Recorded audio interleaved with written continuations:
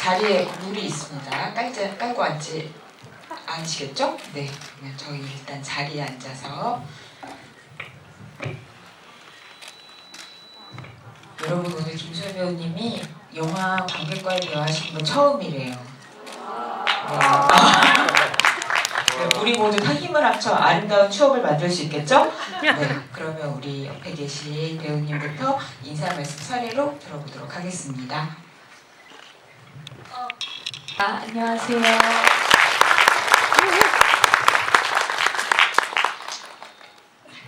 네, 안녕하세요. 저는 윤희에게 연출한 임대형이라고 합니다. 네, 평일 저녁에 이렇게 가득 채워주셔서 정말 감사드리고요. 좋은 대화 나눴으면 좋겠습니다. 네, 감사합니다. 네, 안녕하세요. 민유동입니다. 오늘 감독님 배우분 계셔서 제가 올 필요가 없는 자리인데 아무래도 감독님 그 미모 몰아주기 배경이 좀 필요했던 것 같고 어쨌든 희의 패밀리로 묶여있는 이제 형제 같은 자리라 어쨌든 이 영화 응원하러 왔습니다. 하여튼 와주셔서 너무 감사합니다. 우리가 더 친해지라고 지금 마이크가 딱 한 대만 이렇게 가동이 되는 그런 아름다운 상황인데 옆에서 이제 애써주시고 계시니까 마이크는 좀 이따 올 것 같고 우리 민규동 감독님은 사실 이번 GB에서 셀럽을 담당하고 계세요. 그리고 다들 아시겠지만 윤희로 너무 멋진 연기해주신 김희애 배우님께서 전작인 허스토리 찍으실 때 함께 작업하신 감독님이고 사실 민규동 감독님은 허스토리뿐만 아니라 지금까지 정말 여러 편의 영화를 연출하시는 대한민국을 대표하는 감독님 중 한 명이죠. 그래서 제가 그 대표작을 몇 개만 말씀드린다면 박수 칠 준비하고 계시죠? 네. 그러면 뭐 세상에서 가장 아름다운 일주일, 이별, 그리고 여고괴담 두 번째 이야기, 그리고 뭐 내 안의 모든 것, 그리고 그런 여러 가지 또 서양 불동과자점 앤티크 내 생애 가장 아름다운 일주일 뭐 다 이런 영화들을 연출하신 대한민국 대표 감독님이십니다. 이분을 모셨다는데 흥분하신 만큼 다시 한번 박수 부탁드리도록 하겠습니다.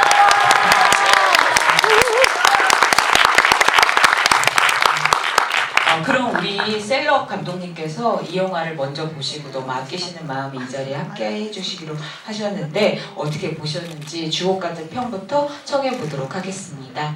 네.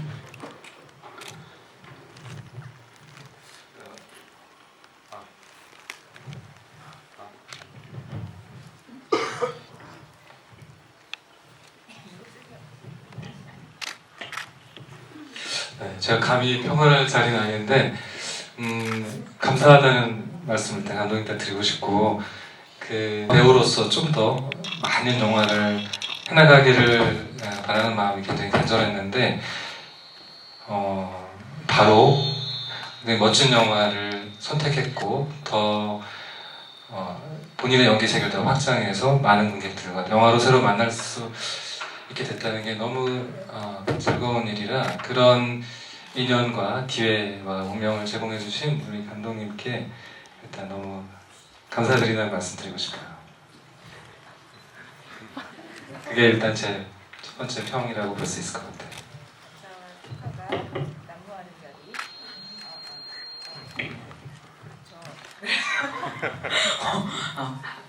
그래서 사실 김희애 배우님이라는 공통 부모로 묶여있다 보니까 그 얘기를 빼놓을 수 없는데 그 얘기는 조금 이따가 하기로 하고 저는 사실 김소혜 배우님이 이런 말씀드리면 실례일지 모르겠는데 영화 보기 전에는 연기 잘하시는 거 알고 있었는데 이렇게까지 잘하시는지는 몰랐어요. 근데 진짜로 첫 영화라는 게 믿기지 않을 정도로 너무 자연스럽고 너무 생기 있게 연기를 잘 해주셔가지고 진짜 보면서 막 놀랬고 그게 저만 그런 건 아닌 것 같거든요. 그쵸? 네. 네. 목소리가 좀 작다. 네.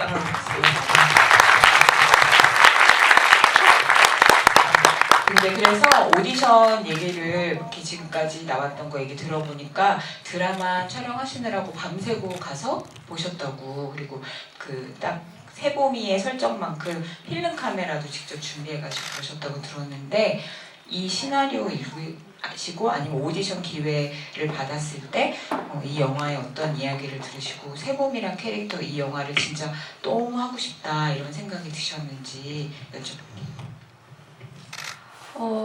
제가 시나리오 대본하고 오디션 대본을 같이 받았을 때 일단 시나리오를 처음부터 쭉 읽으면서 가장 크게 들었던 생각은 이 세봄이라는 캐릭터가 정말 매력 있는 캐릭터고 그래서 너무 욕심이 나고 하고 싶다라는 생각이 들었었고, 그리고 영화 보는 걸 좋아하기도 하고 제가 그때 한참 꽂혀 있었던 게 툭툭 대사하기 뭐 이런 거에 꽂혀 있었을 때가 그때쯤인데 그래서 만약 세봄이라는 캐릭터라면 제가 정말 열심히 준비를 해서 도전할 수 있는 게 많을 것 같다는 생각을 해서 꼭 보고 싶다고 말씀을 드렸고, 그래서 촬영을 하다가 이제 시간 나면 연습하고, 그리고 또 운 좋게 그 지인분께서 필름 카메라를 그때 가지고 계셔서 그때 빌려가지고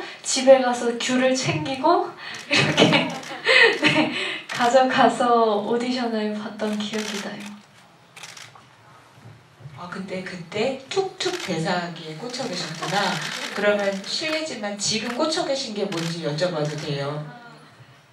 제가 정말로 항상 이렇게 꽂혀 있는 게 있었던 것 같은데, 뭐 연기에 대한 부분에서는 지금은 다시 영화 보는 걸로 돌아가서 엄청 다양하게 영화를 또 관조적이다 이런 거에 꽂혀 있어가지고 네 그런 영화가 뭐가 있을까 하면서 찾아보는 게 요즘 저의 낙이에요.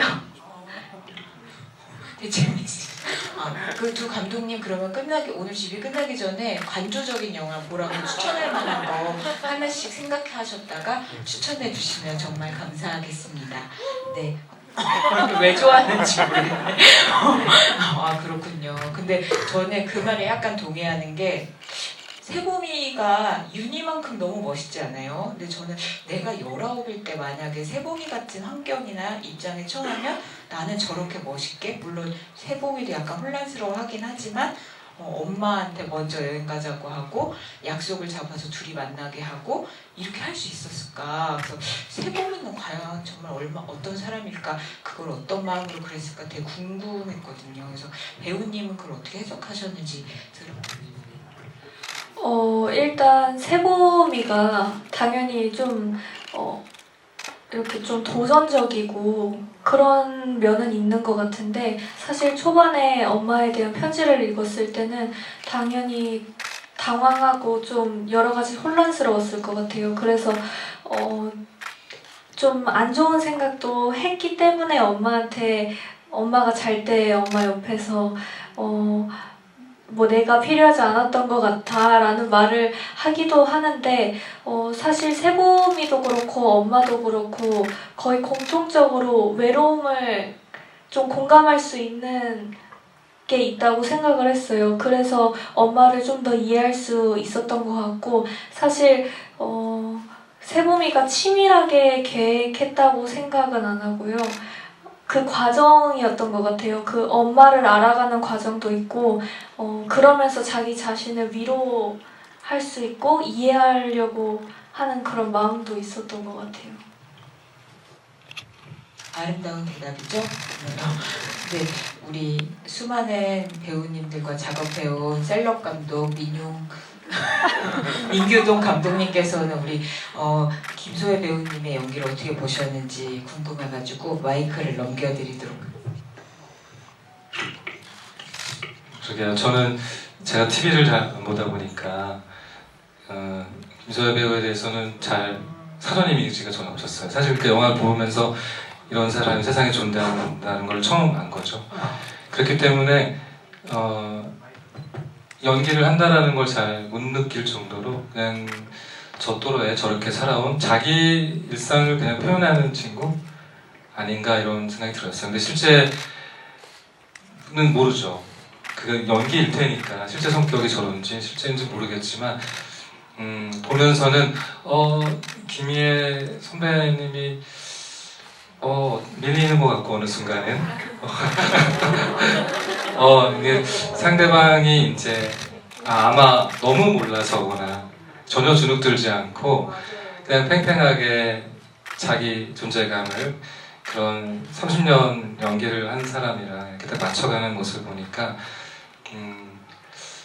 쉽지 않은 내공을 소유했고 앞으로 많은 감독님들이 탐낼 수밖에 없는 신선한 마스크의 아주 연기였고 사실 그 맥락은 감독님의 기본적인 안목이랑 연기 연출이라는 생각은 들었어요. 이 놀이터에서 굉장히 저예산의 어려운 낯선 환경에서 굉장히 쫓기면서 영화를 찍었을 텐데 그 와중에서도 전체 배우의 연기가 모두 좋기 때문에 그 점을 이제 우리 직업 감독들은 이제 그 지점을 놓고 훌륭한 감독이라고 얘기하거든요. 뭐 이게 화두도 있고 스타일도 있고 여러 가지 있지만 가장 핵심적으로 감독의 고유한 영역이 바로 연기의 이런 질감들을 찾아내고 일관된 톤으로 영화 속에 표현하는 건데 그런 지점에서 이렇게 경험이 없는 친구가 그 성유빈이라는 사실은 이제 엄청난 스타 배우죠. 경험이 블록버스터부터 독립영화까지 경험치가 너무 많은 배우인데 그냥 그런 똑같은 경험치를 공유하는 그런 배우라고 느껴졌어요. 그래서 정말 좋은 인연이고 서로 이렇게 시작되는 친구는 보통 이제 원수 아니면 영원한 친구가 되는데 다행히도 이 두 커플은 영원한 친구가 되지 않을까 그렇게 전망해 봅니다. 네.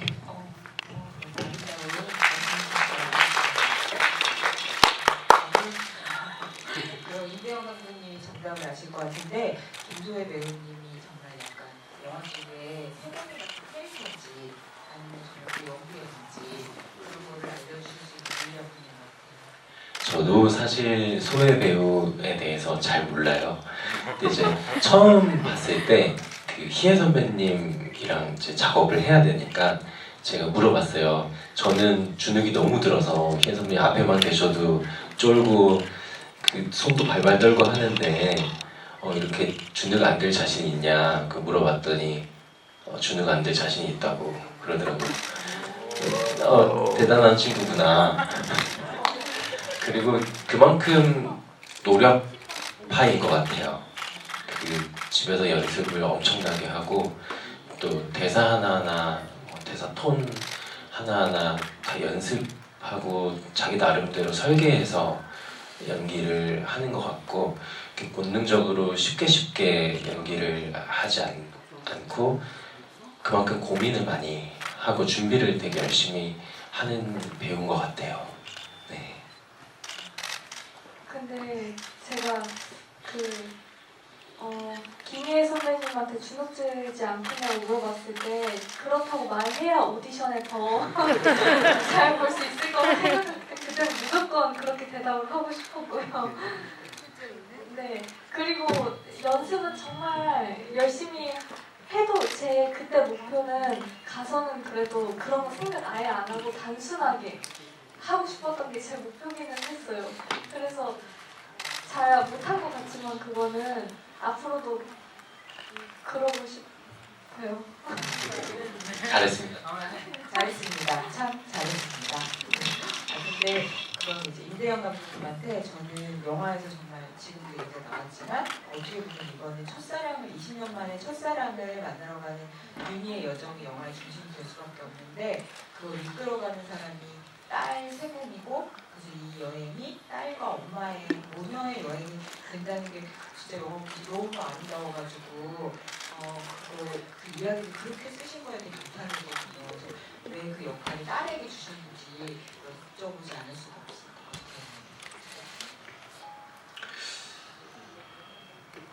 사실 그 현실적으로 잘 일어나지 않을 일인 것 같아요. 그런데 영화에서만큼은 이런 일들이 일어나게끔 하고 싶었고 좀 그걸 보고 싶었어요. 그래서 딸의 손으로 또 준에게는 고모가 있잖아요.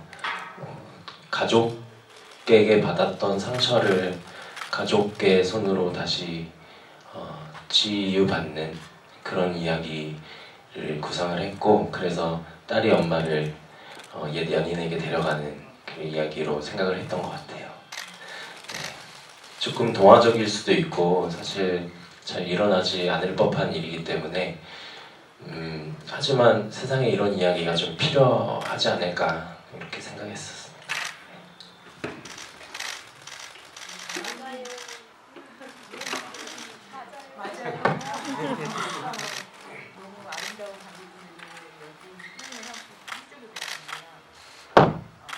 네, 들어보겠습니다.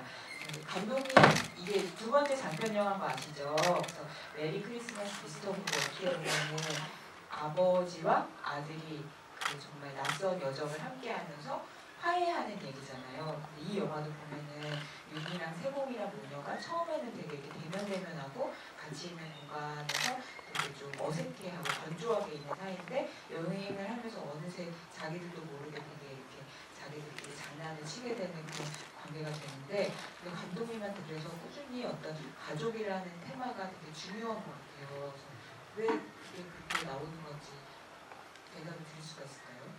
가족. 네. 가족이랑 여행하는 게 감독님한테는 진짜 중요한 영화적 테마인 것 같아요. 여보세요? 마이크 누가 받아주세요. 크게 그 가족을 테마로 해서 그 영화를 찍어야겠다 하는 어떤 목표 의식을 갖고 이렇게 온 것 같지는 않고요. 어떻게 하다 보니까 이렇게 된 것 같아요. 근데 제가 그 주변에 뭐 이렇게 뭐 친구들이 많고 이렇지도 않고 그래서 항상 가족이랑 보내는 시간이 많고 또 가족을 좋아해서 되지 않았나 싶습니다. 저도 참 가족 좋아하는데요. 저는 그런 의미를 잘 못 썼는데 참 부럽습니다. 근데 이제 김희애 배우님 얘기를 해봤는데 하고 싶어요. 나오나요? 아이고. 근데 사실 저는 허스토리랑 이 영화를 보면서 김희애 배우님의 어떤 연기나 이런 거에 대해서 전에 인터뷰 때도 했던 얘기지만 느낀 게 있었는데, 원래 김희애 배우님 하면 되게 우아한 이미지가 더 먼저 떠오르잖아요. 근데 저는 허스토리에서도 그 진짜 그 일본군 위안부 피해자 할머니들을 일본 가서 재판할 수 있게 이끄는 문정숙 단장 기업가를 연기하시는 거 보고 저런 뭔가 더 강단 있고 막 이렇게 심지가 정말 굳게 딱 서 있는 사람을 연기하는 게 배우님한테 더 매력적으로 어울린다고 느꼈거든요. 근데 이 영화의 윤희도 물론 이 사랑에 관한 이야기의 멜로적인 부분이 이 영화의 중심이긴 하지만 또 한편으로는 윤희란 사람이 얼마나 단단한 사람이고 자기 안에서 자기를 추스르려고 노력하는 사람인가가 정말 밑바닥에 깔려 있잖아요. 근데 그게 너무 잘 드러나고 정말 찰 붙어서 나오는 연기처럼 나오는 거예요. 그래서 저는 두 감독님께서 김희애 배우님한테 정말 잘 맞는 옷을 주신 거라고 생각하거든요. 그래서 김희애 배우님이랑 두 분이 다 작업하시면서 우리가 흔히 아는 어떻게 보면 되게 여성스럽고 우아한 이미지의 배우님과는 다른 면모의 어떤 걸 많이 보셨을 것 같아서 그걸 좀 여쭤보고 싶어요.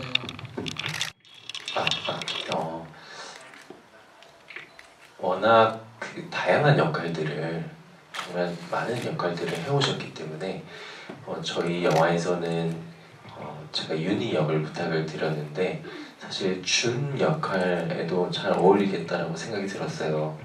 그만큼 어떤 역할을 하셔도 그 역할이 되시는 것 같아요. 그 인물이. 그래서 선배님께는 딱히 정말 윤희야 아니면 준이야 뭐 이런 저의 어떤 그 생각보다는 선배님 맡아주시면 분명히 윤희는 김희애의 윤희가 될 것이다 라는 그런 믿음이 있었고, 저 또한 스크린에서 김희애 배우님을 보고 싶다라는 네, 그런 바람이 있었고요. 네, 그랬던 것 같습니다. 김혜 선배 얘기를 예전에 많이 해서 제가 이제 헛소리에서 김혜 선배를 처음에 생각했을 때는 이제 기존에 사람들 마음속에 많이 고착화되어 있는 어떤 정형화된 이미지를 깨고 싶다는 생각이 많았었고, 아주 개인적인 취향의 문제인데 어떤 배우를 놓고 어떨 때 매력적인가를 느끼는 지점이 좀 다르잖아요. 많은 드라마와 영화들이 있었지만 저는 김희애 선배가 훨씬 욕망에 뻔뻔할 때 그 김희애라는 배우가 매력적이었어요. 숨기고 좀, 예를 들어서 우리 처음에 김희애가 우리들 마음속에 들어온 건 아들 같다 해서 최수종을 희생하는, 여러분 아들 같다 아십니까? 네, 그런 이제 20세기의 드라마가 있었어요. 그래서 뭐 아들을 위해 희생할 수밖에 없었던 딸의 이야기. 김소혜 배우님은 일단 모르신다고. 네, 그런 전설들이 있었는데, 그러니까 절제된 캐릭터를 할 때랑 이제 아니면 이렇게 세상의 관습이나 장애물에 부딪혀서 그 욕망이 좌절할 수밖에 없거나 극복을 해야 되는 상황인데 그 욕망을 뻔뻔하게 뚫고 나갈 때, 그럴 때 좀 더 저는 매력적이었던 것 같아요. 그래서 스토리에서 그렇게 예상이 잘 안 되는 영역 놀이터까지 극단적으로 더 몰아붙이고, 본인도 그 새로운 모습을 발견하면서 재미와 또 고통과 이런 걸 느끼길 바랬었고, 힘들어할 때 그래서 잘 안 도와주고 더 힘들어지게, 충분히 힘들어지게 저는 항상 더 여유를 베풀었던 것 같고요. 뭐 그래서인지 이제 이번 영화 때 보니까 훨씬 완숙한 느낌이 들었고, 헛스토리 때 1월 할 때는 그 고통에서 나오는 정말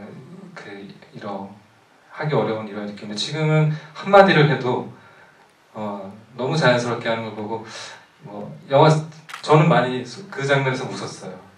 바에서 1호 할 때 저 자신감, 헛스토리와 다른 한번 해봤기 때문에인지 모르겠지만 그런 뭐랄까, 영화적으로 자기가 한번 확장되고 다시 새로운 영화에서 또 확장되고 할 때마다 확실히 그 원래 내공도 있지만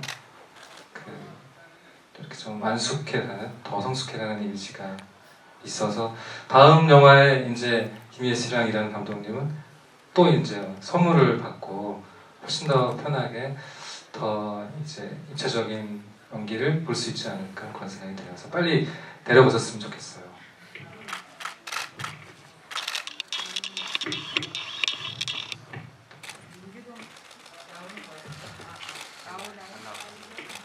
안 나오나요? 나오죠. 민규동 감독님이 말씀하시는 거 보니까 함께 작업하면 약간 힘들 수도 있겠다 이런 생각 들지 않으십니까? 저는 아직 경험을 많이 해보지 못했기 때문에 지금은 그냥 경험하고 부딪히는 걸 너무 많이 겪고 싶어요. 그래서 한 번도 막 구석으로 제가 몰려본 적이 없기 때문에 네. 만나야겠다 우리. 안 하시는구나. 이런 멘트를 잘 하셔가지고. 근데 저는 사실 아까도 말했던 그 윤희와 세봄의 모녀관계 드라마에 집중해서 봐도 이 영화가 너무 좋았고, 제가 제일 좋아하는 장면 중에 하나가 둘이 이제 너 엄마 첫사랑 여기 있는 거 알잖아 이런 식으로 얘기했을 때 그걸 갖고 막 설전을 벌이는 게 아니라 이렇게 눈치고 넘어가면서 눈싸움하는 장면 너무 예쁘잖아요. 그래서 그리고 아마 많은 그 관객분들이 이거 보면서 그래서 엄마 많이 생각하셨을 것 같은데, 그래서 저도 저희 엄마도 생각나고 막 그렇더라고요. 그래서 그 모녀 관계를 연기하면서 김희애 배우님이랑 느끼신 바가 있으실 것 같아요.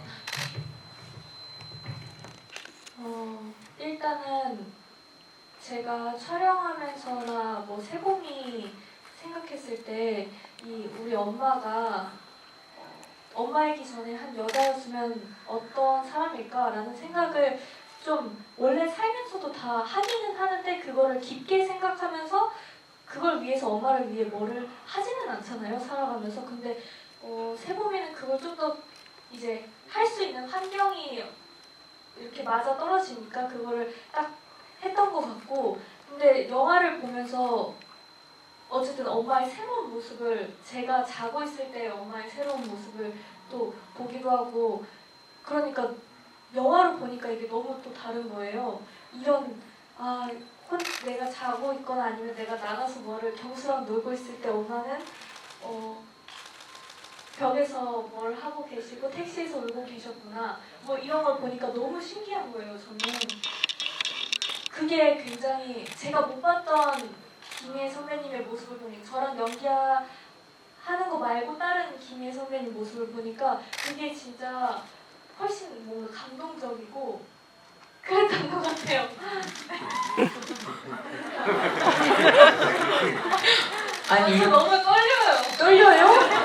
하나도 안 떨어고요. 그런 춤을 출 타이밍이 된 것 같은데. 아니에요? 네. 오늘 배우님을 오셨으니까 저는 웬만하면 춤 안 췄으면 좋겠는데 이따가 그러면 감독님들이 관조적인 영화 얼마나 괜찮은 영화 추천해 주신지 한번 보고 진행하는 걸로 하겠습니다. 네. 근데 너무 아름다운 얘기 해주신다. 이게 진짜 단순히 배우로서 촬영장에서 연기한 것만 갖고 영화의 경험의 끝이라고 생각을 안 하시고 그 배우 김희애 배우님을 자기가 이제 영화 끝나고 나서 관객석에서 본 것까지 뭔가 경험에 이렇게 일부러 생각해서 하시는 게 되게 멋있는 것 같아요. 감사합니다. 네. 아니, 진짜 이런 식으로 얘기해 주시는 걸 들은 거 저도 처음인 것 같아요. 네.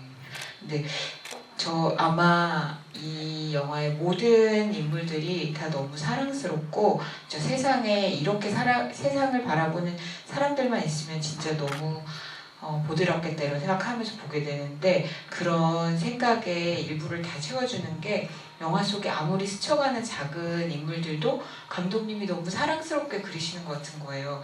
저는 사실 유재명 배우님도 하루 와서 다 찍고 가셨다고 들었는데 이노랑 윤희가 나중에 청첩장 주고받으면서 행복하라고 그 장면 너무 좋지 않아요? 그리고 진짜 그 전남편과의 어떤 일화를 이런 감수성으로 그릴 수 있다는 건 감독님만이 그릴 수 있는 건, 이혼을 해보신 것도 아닐 텐데 어쩌면 이렇게 그릴 수가 있나, 너무 놀랍고, 심지어 저는 그래서 그 이노랑 결혼하는 은영이 같은 사람이 되고 싶다고 생각하기까지 했어요. 그래서 너무 사랑스러운 건, 손끝까지 사랑스러운 것 같아요. 그래서 아니 어떻게 그런 인물들을 다, 정말 작은 인물들까지 다 살뜰하고 사랑스럽게 그리실 수가 있는지 좀 여쭤보려고요.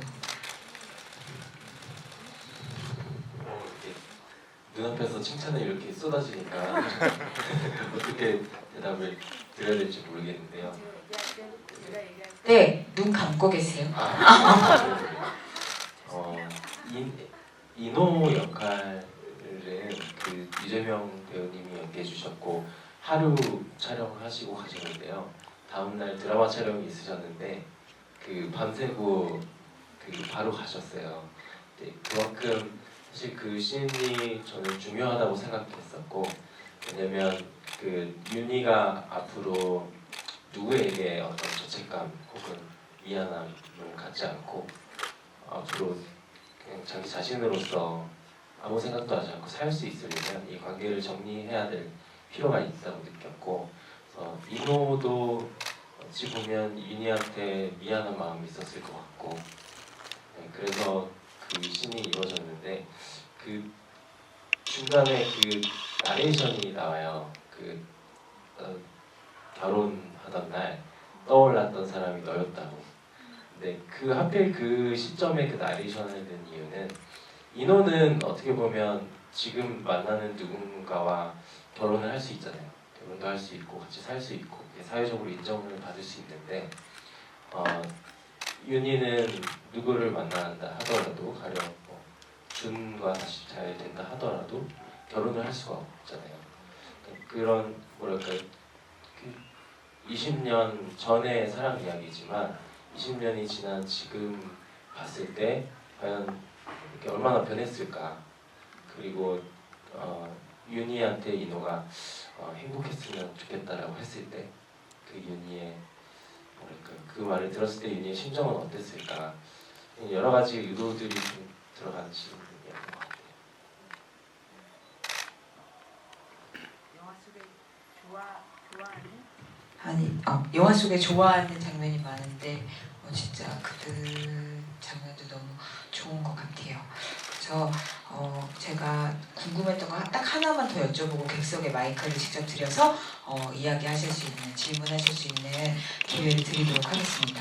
예, 저 영화 보면서 약간 궁금했던 게 왜 인물에서 인물로 마치 대꾸를 이루듯이 이렇게 똑같이 이어서 반복되는 말이나 행동 같은 거 있잖아요. 그래서 뭐 예를 들면은 윤희가 썼던 카메라를 세범이 쓰고 경수도 따라서 필름 카메라를 쓴다든가, 아니면은 윤희나 마사코가 그 고모님이 다 옛 애인에 대한 어떤 그 향기를 말한다든가, 아니면은 세범이가 그런 얘기도 하는데 준도 고모한테 그 이혼하고 나서 부모님 이혼하시고 나서 왜 엄마 아빠를 택했는지에 대해서 얘기하는 씬이 있다든가, 그러니까 이런 게 감독님이 시나리오 쓰시면서 분명히 약간 뭔가 생각하셔서 넣으셨을 것 같다는 생각을 했거든요. 그래서 왜 그렇게 쓰셨는지 좀 여쭤보고 싶어요.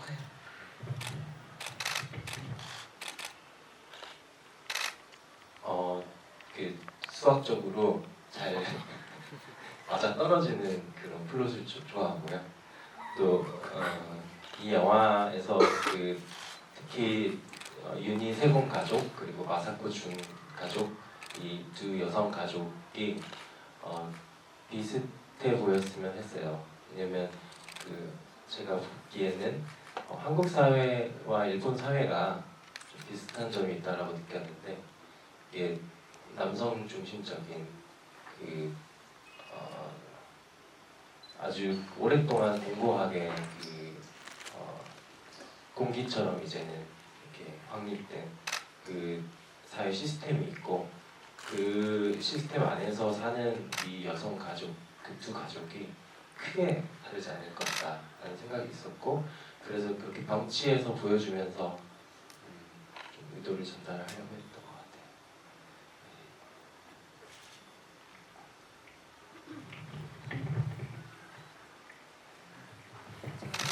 울려서 껐다켰더니 네.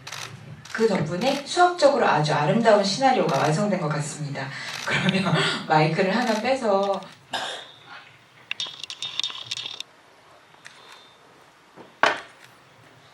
이 영화에서 이제 카메라가 되게 중요한 소품으로 사용되는데, 네, 여보세요? 네. 네, 카메라가 되게 중요한, 필름 카메라가 중요한 소품으로 사용되는데요.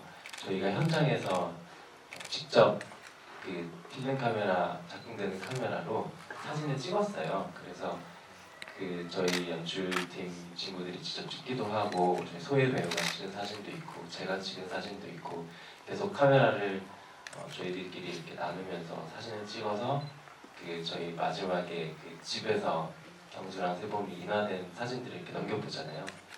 네, 그 사진들이 다 저희가 직접 찍은 사진들이고, 그래서 되게 애정이 가요. 제가 찍은 사진도 있고, 네, 경수가 이렇게 직접 찍은 셀카도 있고.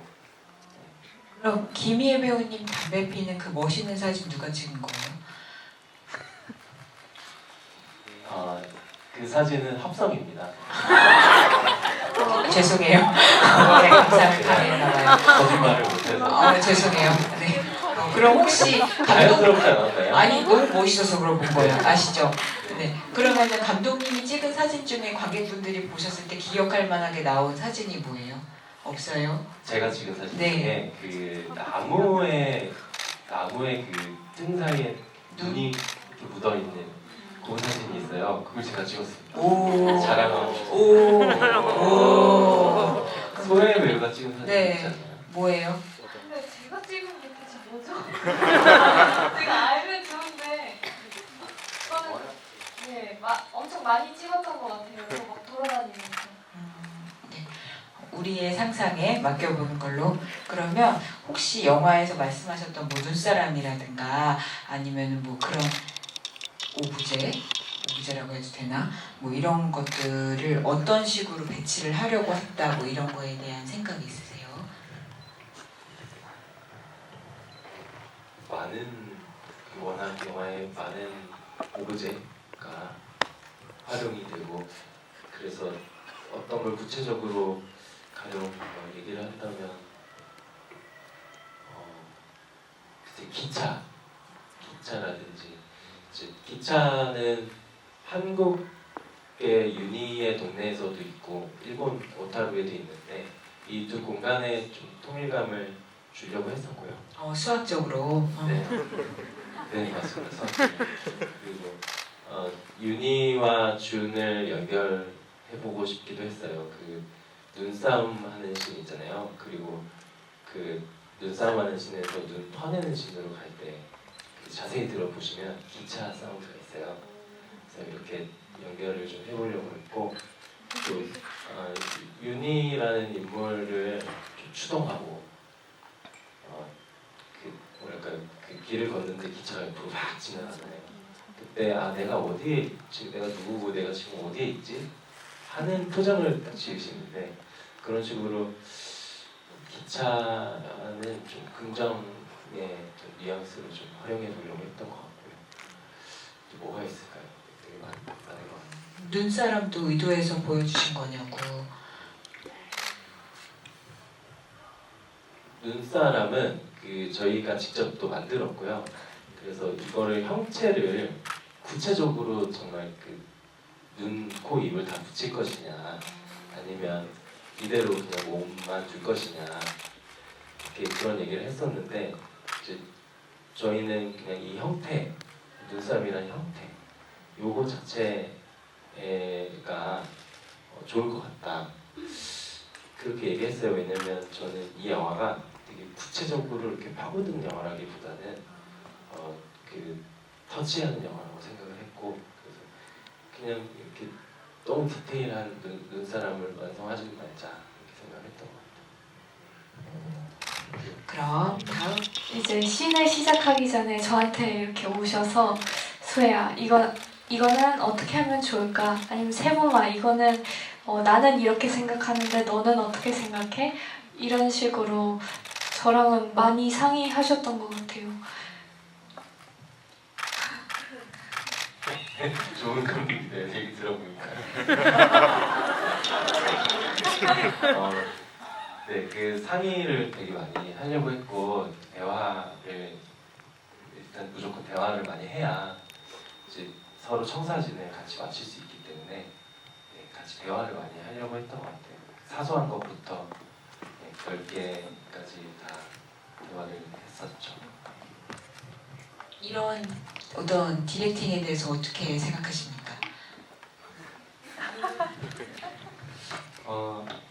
고유의 영역이죠. 근데 지금 말씀하신 건 이제 전반적으로 영화 걸쳐서 많은 배우들에게 일관된 디렉션의 스타일이 있었냐고 묻는데 말씀하신 것처럼 사실은 이제 한 영화의 배우들이 굉장히 많이 나오잖아요. 다 달라서 저는 접근법이 다 달랐었어요. 네. 예를 들어서 예수정 선배다 그러면은 덧붙이는 걸 싫어하세요. 계속 깎아내는 조각형 배우라 뭐를 더 하려고 그러면은 그걸 안 해. 난 이게 없는 게 나아. 자꾸 이렇게 이제 섀도우를 만드는 방식이 다르죠. 그런 배우한테는 이게 뭐가 과할까요? 이게 없는 게 좋을까요? 자꾸 이렇게 얘기하지만 이제 또 김혜수 선생님은 이제 무엇이든 시킨 대로 할 거야. 30초 대사를 9초 하라면 난 9초 해. 뭐든 지시해줘.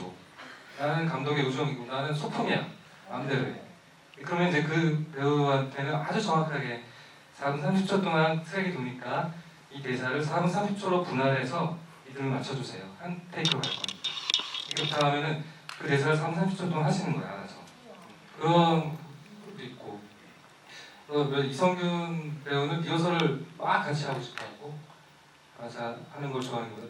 빨리 리허설 했으면 좋겠다고 생각하고 또 어떤 배우는 세팅을 다 해놓고 대역 배우가 다 해놓고 짠 나타나서 에너지를 아꼈다가 한 번에 딱 첫 테이크로 풀고 싶어.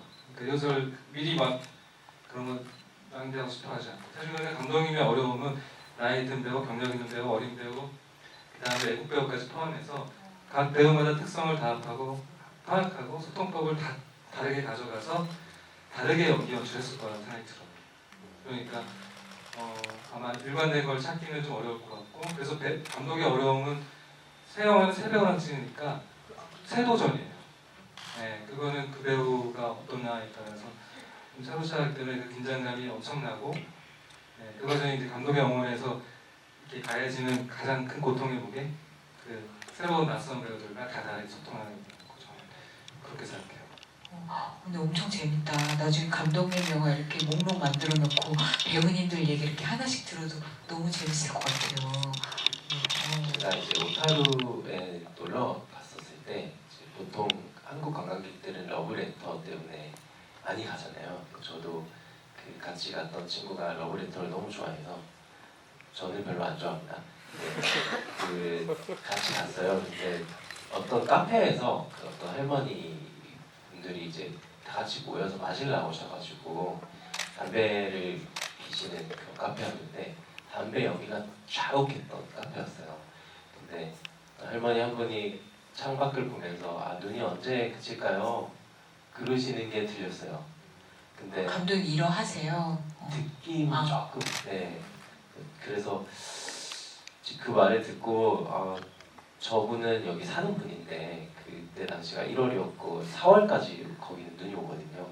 그래서 이제 여기 사는 분이 어떻게 저런 말씀을 하시지 좀 생각해 보니까, 매일매일 눈을 치워도 또 사람 키높이만큼 쌓이고, 이게 참 막막하겠다 싶더라고요. 네.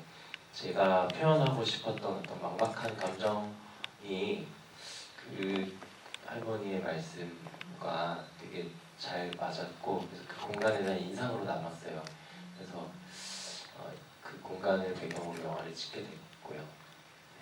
답이 됐을지 모르겠어요. 네, 되신 것 같아요.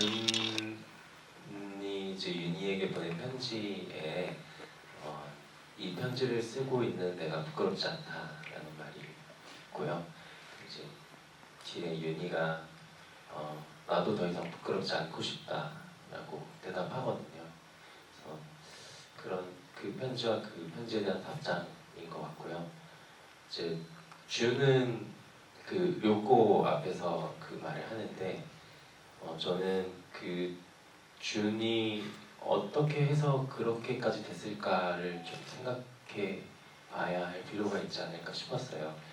그 일본 사회에서 특히나 준은 레즈비언이고 또 한일 혼혈이기도 한데, 하프 제페니스라는 아주 나쁜 말이 있는데, 그 한일 혼혈이나 제일교포 분들을 일컫는 말인데, 그분들은 이제 한국에 오면 일본인이고 일본에 가면 한국인인 거예요. 특히나 이제 한국이나 일본은 사이가 안 좋잖아요. 그 사이에 끼인 존재고, 그래서 20년간 열심히 공부해서 수의사가 됐는데, 자기가 이제 그 직업을 갖고 좀 살아남으려고 그동안 그렇게 숨기고 살아왔던 거죠. 그래서 그 누군가에게 그 어떤 고백을 받았을 때조차 왜 저렇게 붙게 못할까, 그것은 저는 어떤 현실적인 이유가 있을 거라고 생각을 했고, 네. 하지만 윤희에게만큼은 이 편지에서 자기의 어떤 내밀한 감정에 대해 다 쏟아낼 수 있는 사람이 이제 윤희밖에 없으니까 그렇게 편지를 쓰지 않았을까. 그리고 윤희도 이 편지에서만큼은 준에게 나도 더 이상 부끄럽지 않고 싶고 용기를 내고 싶다라고 쓰지 않았을까 이렇게 생각합니다. 네. 유혹을 주고받는 둘 사이에 이렇게 있었어요. 이걸 숨기지 않으면 굉장한 고통이 따르는데, 그 고통을 감내할 생각이 있으면 나에게 와. 사실 이런 맥락이지, 정말 숨기고 살아, 되게 아주 프랙티컬하게 당신의 인생을 잘 보호해줄 거라는 교훈적인 지점이 아니라, 만약에 우리가 서로 마음을 열면은 그런 고통이 있다. 근데 감당할 수 있겠어? 라고 저는 물어본 거죠. 왜 민규동 감독님 영화에 도발과 매혹의 감정이 이렇게 강렬하게 느껴지는지 알 수 있는 대답이었네요. 근데 어떻게 보면 그 오픈하는 순간이기도 해요. 요코에게 오픈하는 순간이기도 하죠. 근데 그게 익숙하지 않을 뿐. 중요한 순간이었던 것 같습니다. 끝에서부터 대답하면 그 아침의 소세키가 어떤 외국인 저도 알고 있었는데 어떤 일화가 어떤 외국인 그 학생이 그 동양에서는 사랑한다고 고백할 때 어떻게 합니까? 우리는 사랑한다고 안 하고 다리 참 예쁘네요 이렇게 얘기한다고 했던 일화가 있더라고요. 근데 저는 사실 대본 쓸 때는 몰랐고 그 순간에 료꼬가 그 준에게 그 마음을 어떻게 표현을 할 때 이렇게 하지 않을까 이렇게 생각을 했었어요. 오, 나스의 우연치 소세키랑 않게. 통했어요. 통했습니다. 근데 이제 그 일화를 나중에 듣고 나서 그렇다면 꼭 더욱이 이 대사를 그대로 둬야겠다 이렇게 생각을 했고요. 근데 저도 어떤 준이 여자라는 걸 이 영화가 반전처럼 나중에 이렇게 잠깐 보여주는 게 아니고 말씀하신 것처럼 처음부터 되게 비중 있게 그리는 면이 이 영화의 매력 중 하나라고 생각했거든요. 그래서 그리고 료꼬와 준의 그 관계를 저도 되게 좋아하는데 그 준이라는 사람이 정확히 어떤 성적 지향을 가진 사람인지 정확하게 좀 어떻게 그 영화에서 보여주고 싶었던 것 같고요. 그리고 준에게 료꼬라는 인물을 좀 남겨주고 싶었어요. 네, 그런 의도도 있었고 이제 영화 이게 찍어 나가는 과정에서 어쨌든 저희는 완성된 결과물을 이제 보여드리는데 사실 좀 후일담이랄까 조금 더 찍어놓은 것들이 있는데 이제 좀 정리하면서 이렇게 된 것 같아요. 근데 어쨌든 준에게는 료꼬가 남아 있지 않나. 물론 이렇게 거절을 정말 매몰차게 했지만 그래도 이제 고양이가 입원해 있으니까 아직 동경에 네, 분명히 둘은 다시 만날 수도 있지 않을까. 그 연애에서 제일 나쁜 게 보험 드는 건데 알겠습니다. 그럼 1, 2, 3으로 해주세요. 하나, 둘, 셋. 윤희준. 오 진짜요? 네. 김세영 감독님한테 드렸어요. 네, 죄송해요. 저 질문을 잘 파악을 아. 못해가지고 문정숙이요. 그 김신영 배우님이랑 김선영 배우. 죄송 미쳤나봐. 그러면 김희애 배우님이랑 김선영 배우님이 보여주신 그 엄청난 열정적인 네, 그 뜨거운 케미를 말씀하시는 거죠? 네, 네. 보셨다고 인터뷰에서 말씀을 네, 하셔가지고. 진짜 그 두 분만 있으면 한국이 못할 일이 없을 것 같은 그런 느낌의 엄청난 걸파워를 뽐내시잖아요. 더 속 시원한 것 같아요. 그 문정숙 캐릭터가 윤희 너무 내향적이잖아요.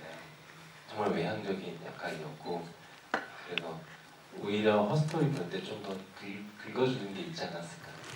두 분이 너무 모범적으로 서로의 영화를 칭찬을 하고 계시는 모습 보셨고 저는 마이크가 왜 꺼졌을까요? 저는 윤희준이 더 영화 보면서 훨씬 설렜어요. 둘은 이제 만나서 사실 마지막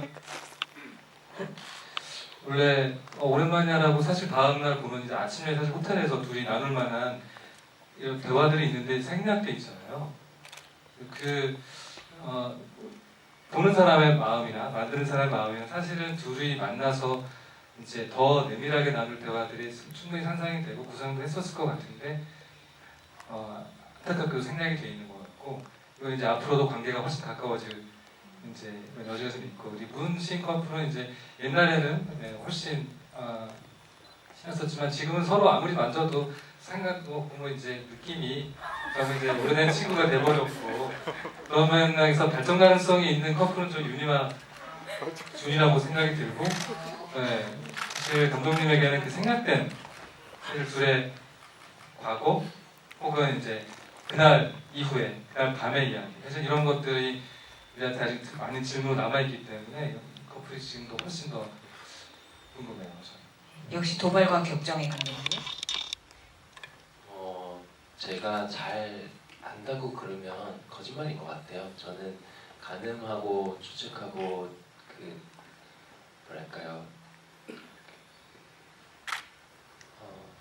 입장을 바꿔서 계속 생각해보고 그런 과정에서 대본을 쓰지 않았을까. 그리고 사랑의 감정이라는 것은 이게 크게 다르지 않은 것 같아요. 다 똑같이 누군가를 열렬하게 사랑해 본 적이 있지 않을까. 그리고 이게 뭐 짧은 시간이었든 긴 시간이었든 그런 사람이 한 명쯤은 있지 않을까 그런 생각을 했던 것 같고요. 답이 됐을지 모르겠습니다. 근데 너무 영화의 결을 되게 그런 관점에서 찬찬히 읽어주신 얘기를 들을 수 있는 게 되게 오늘 소중한 기회였던 것 같습니다. 감사합니다. 네, 그리고 근데 저도 이게 저의 감상이 뭐 어떻게 얘기가 될지 모르겠는데 사실 준이하고 윤이가 되게 비슷한 사람이고 서로를 알아보고 그런 점에서 근데 그게 왜 우리 딸의 어떤 세봉의 단단한 면이나 이런 걸로 되게 이어지고 있다고 생각이 들었는데 그래서 저처럼 학창 시절에 누구 좋아했는데도 고백 못하는 이렇게 쭈구리 말고 그 세 여자한테는 되게 용기 있는 어떤 DNA가 흐르는 것 같다는 생각을 저는 했거든요. 그래서 되게 멋있고 저도 그 영화 속의 여자들을 되게 닮아가고 싶다 이런 생각 많이 했는데 그러면서 좀 사랑에 워낙 특출난 사람들이 아니었을까 이렇게 생각했습니다. 이제. 제가 답이 조금 부족했던 것 같아서 그 윤희, 준희 10대 때 어땠을까 좀 생각해보면 세봄을 보면 되는 것 같아요. 세봄은 무대뽀잖아요. 그리고 달려오죠. 걸음도 빠르고 윤희가 그렇지 않았을까. 준희 그런 윤희 모습에 반하지 않았을까. 네, 좀 세월이 지나면서 윤희에게서는 세봄의 모습을 찾아볼 수 없게 됐지만 또 세봄에게서 또 윤희 모습을 볼 수 있는 것 같고요. 이 영화에 그래서 세봉과 경수의 사랑이 막 설익었다 이런 느낌 아니잖아요. 되게 용감하잖아요. 뭐 예쁘고 그런 느낌 아니었을까 이렇게 생각했는데 네, 아쉬운 소식을 알려드리자면 제가 뒤에서부터 이렇게 쫙 내려오려고 그랬는데 대관 시간 때문에 이제 질문을 그만 받아야 된다고 합니다. 근데 여러분 이게 GB의 어떤 릴레이의 시작인 거 알고 계시죠? 그리고 이 영화는 N차 관람해도 충분히 좋은 영화잖아요. 그러니까 다음 GB에 못다 하신 질문을 하실 수 있는 기회를 꼭 누리시기를 바란다 이런 말씀 드리면서 일단 우리 김소혜 배우님이 오늘 생애 첫 GB 자리 어떻게 느끼셨는지 들어보고 이렇게 인사 말씀을 한마디씩 듣기로 하겠습니다. 일단 이렇게 처음 GB를 하는 자리에서 일단 기분이 너무 좋았고요. 너무 이 자리에 불러주셔서 너무 감사하고 제가 시나리오를 봤을 때 그리고 촬영을 할 때도 미처 생각하지 못했던 부분들을 엄청 많이 질문해 주시고 얘기해 주셔서 진짜 열심히 해야겠다라는 생각 엄청 많이 들었고요. 그래서 진짜 정말 너무 감사합니다. 그 감독님께서 인사 말씀과 함께 김소혜 배우님께 추천해 주실 만한 관조적인 영화 한 편씩 얘기해 주시기로 하겠습니다. 이제 영화를 만들어 놓고 이제 관객분들께 보여드리면서 드는 생각은 이제 만든 사람들은 있지만 이제 이 영화는 관객분들 것인 것 같아요. 그래서 이 영화를 많이 사랑해 주셨으면 좋겠고 이 영화 속 인물들을 또 계속 기억해 주셨으면 좋겠고요. 오늘 이렇게 자리 해주셔서 저희와 대화해 주셔서 감사하고 그 관조적인 작품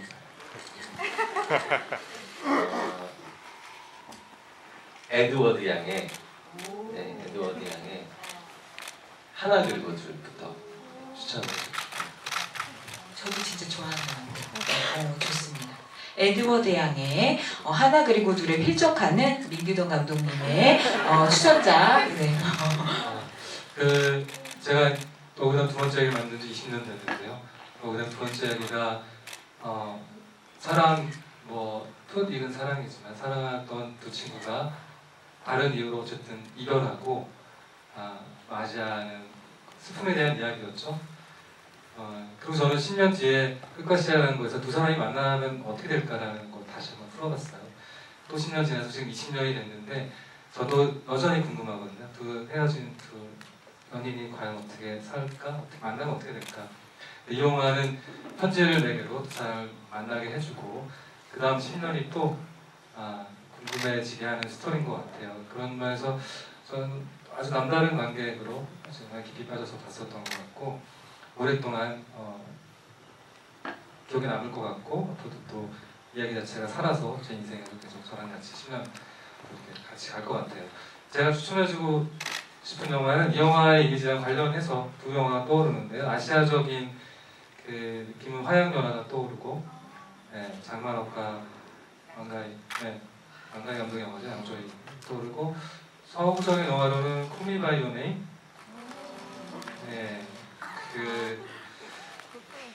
그 아픔과 이별과 혹은 정열과 그 성장과 사랑이 섞여 있는 그 아름다운 영화가 또 보셨나요? 오, 화양연화 보셨구나. 네, 콜미 바이 유 네임 보시면 이제부터 복숭아가 조금 보이고 소설도 좋고 인상적으로 또 배우를 사랑할 수밖에 없게 기억에 남을 거예요. 주옥 같은 사랑 영화들을 알려주셔서 너무 감사합니다. 맞아. 근데 여러분 진짜로 영화를 너무 이 영화의 모든 결의 의미를 하나하나씩 되살리는 이야기를 같이 해주신 것 같아서 저도 너무 많이 새롭게 듣고 재밌었습니다. 그래서 오늘을 시작으로 집일 때 앞으로 더 많은 얘기가 나올 수 있을 것 같아요. 그러면 일어나서 하나 둘 셋 하고 인사하신 다음에 이쪽으로 나가시면 되죠? 보내드리고 우리는 퇴장을 하도록 하겠습니다. 하나 둘 셋 제가 할게요. 하나 둘 셋. 감사합니다.